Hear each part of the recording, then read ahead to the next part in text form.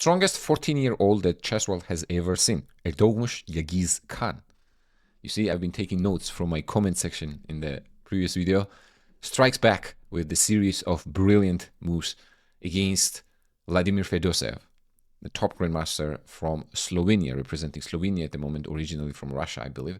Yagiz had difficult last 2 rounds, falling short against reigning world champion Gukesh, where he was very close to winning, and then that probably carried a bit in his game against Anish Giri, another super grandmaster. But he shows the resilience today and demonstrates the masterclass on how to play against the Petroff defense.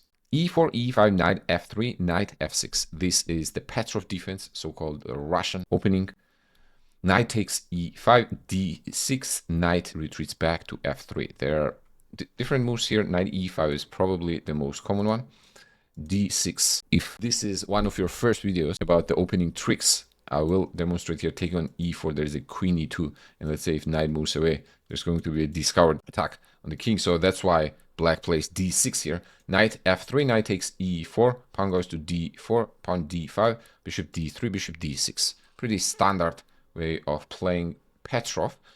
Short castle, C4. There was a world championship match that was played with these particular setups. Magnus Carlsen against Jan Nepomniachtchi.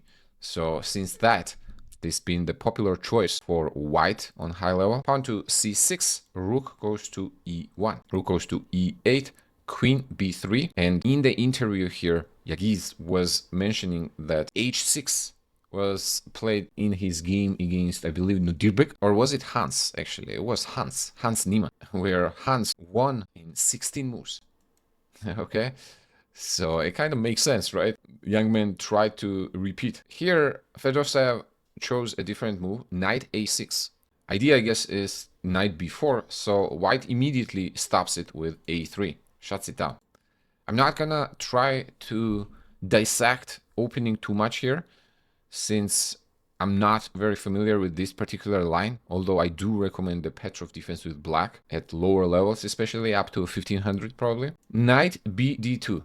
Getting rid of this knight makes a lot of sense, that since that is the most active piece for black. Knight retreats back to F8, F6, rook takes E8, queen takes E8.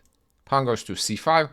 White does not want to leave himself with an isolated pawn in the center, so gaining the space makes a lot of sense here. Bishop goes back to C7. So bishop has to retreat to C7 or B8. If it goes to B8, it blocks the rook. On C7, it blocks the knight. But that is the concession that has to be made. Otherwise, this bishop will have to leave this diagonal, which is usually the most active diagonal in the position. So bishop goes to C7, knight goes to F1. Now black tries to bring this knight into the game back via B8 and potentially D7. Knight goes to G3, and black returns the knight to E4. Since now a few pieces has been traded, this knight can come back to E4. Erdogmus in the interview here mentioned that at this point he was not sure what to do. And actually probably he didn't know what to do here because he spent 26 minutes on this move. Okay, and then another 26 minutes on this next move. I do want to ask you a question. What do you think should white do in this position? Since he was uncertain of what white's plan should be, here was his thinking. Which one is my worst placed piece? This is something we can learn a lot from. If you're unsure what your plan should be in the position, look for the worst placed piece. At the moment, it is the bishop, right, on C1. So white plays knight to H5 with the idea of playing bishop F4 and trying to eliminate black's most active piece. Black refused to trade here and moves the bishop back to D8, which is a mistake. Simply knight D7 should have been played or was necessary, and then probably takes and brings the knight to F6, so black can get some initiative or development, excuse me. Black is far from initiative here. White is definitely still in driver's seat due to the space and better pieces, but at least black has some development going for him. Instead, Fedoseev plays bishop D8.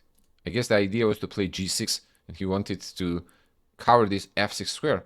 But not only that he plays G6 here, he goes G5, attacking the bishop, which probably was based on the oversight here. And frankly speaking, I'm not sure here exactly what black's idea was. Let's say even bishop moves anywhere to g3, maybe is probably the worst place because f5 now is going to trap it. But anywhere on this diagonal is going to be very good for white. Is bishop e5? Yes, it is pretty good. Computer prefers bishop d6, but bishop to c7 was played in the game, and this shows a little bit of a ridiculous evaluation here by the engine, but it's because bishop d6 was giving white bigger advantage. So in a way it's a miss, but not really. I would say this is a strong move, especially from the human perspective. You know that your opponent sure did not see this move, bishop c7. What is the point of bishop c7? I would give this probably at least 1 exclamation mark, but 2 would not be an exaggeration either. So bishop takes c7, white's gonna have bishop takes e4. That's the idea. This knight was protecting an important f6 square, and this bishop on d8. That's why black played bishop to d8, right, to defend the f6 square. So freeze the square, and then next white keeps the initiative. So this is exactly what happened in the game. Knight goes to d7, bishop f5. Now all white pieces here are near the white king, controlling an important squares. A rook is coming in next, and that is exactly what happens. Queen takes prophylactic measure in advance here, moves to d8, rook e1, king goes to eh, and white now is completely winning here. Queen goes to e3, threatening queen e8, checkmate. Knight goes to f8, and when all your pieces are on optimal squares, the best possible squares, that's when tactics show up. Knight goes to e5. So-called brilliancy according to the computer here, but that's probably a little bit of a stretch here. White is simply threatening knight f7. So this bishop on f5 is not really hanging here. Black has to protect the f7 pawn so they can save the queen. Bishop takes c8, rook takes c8, queen goes to h3, hitting the rook. Rook moves away, and knight goes back to g3. Here, actually, in the interview, Erdogmus was mentioning queen f5, and he was not sure whether he was immediately winning or not because of this move, queen e6. It's actually a tricky move here. If you fall for knight takes f7 thinking that, oh, I'm winning a queen. Well, queen takes f7, and whoops, there's a back rank. Checkmate. So, again, never too late to blunder. So, instead of going queen f5, he goes knight back to g3.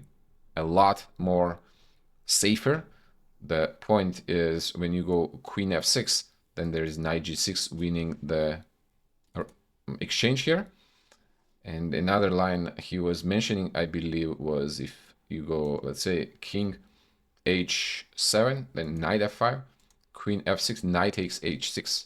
And the point is after taking there's knight g4 check. And white is going to win the clean exchange because if you go king h5, trying to attack the knight, actually there is a rook e8 and the knight is hanging on f8, but there's also knight f6 taking there with the knight. So white wins in different ways here. Queen e6 was played in the game. Now rook e3, so there are no more back rank tricks, and black is in a lot of trouble here. Queen goes to f6, knight takes h6, as mentioned in the previous comment here. Another brilliancy here, and after queen takes h6, so he doesn't even take. So white could have taken on h6 and then knight g4 check. That should be completely winning, but queen f5 is even faster because queen f7 is going to come with the check. You're either going to lose the rook or the queen if you go to h8. So black chooses to go knight g6, but then queen f7, queen g7 simply takes on e8. Now rook h3 is going to be deadly.